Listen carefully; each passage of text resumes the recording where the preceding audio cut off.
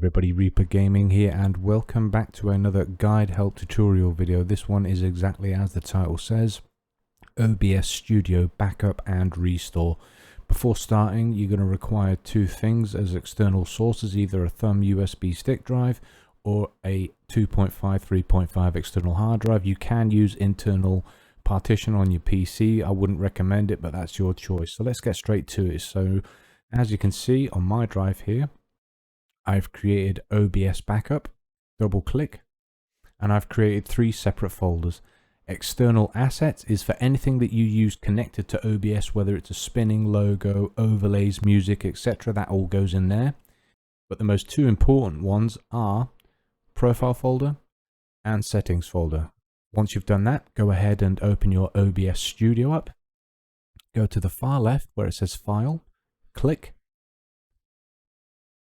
and you'll see down here it says Show Settings Folder. I'm going to click on that, highlight, right click, copy. I'm going to go to where I've done my backup system. I'm going to open that settings folder there and paste everything in there. Okay, so that's that one done.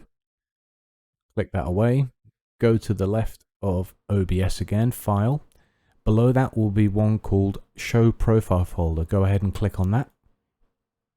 Again, highlight, right click, copy, go to your backup where it says Profile Folder, right click, and paste, and that is your backup complete.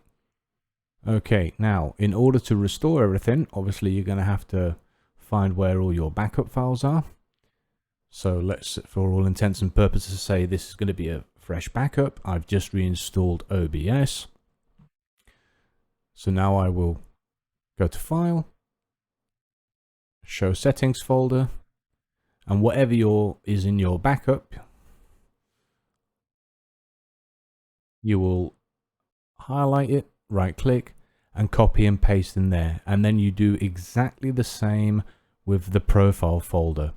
Now, keeping in mind that once this is done and you restart OBS, you will get a big screen prompting you that files are missing. There's nothing wrong with the backup. The only thing that OBS can't detect is all those assets. That's why we created that folder, such as your spinning logo and overlays. All you have to do is go back into wherever your scenes are or your sources and tell OBS again where they're located, and everything should work fine. So I hope this has helped you out, guys. This is what worked for me. I can't guarantee that it will work for everyone, but please leave a like, a comment below, and sub the channel if you want. And also a big shout out to everybody that supported my channel. All links of Twitchers, YouTubers will be linked also in the description box. Thanks again for watching, guys, and take care. I'll see you in the next one.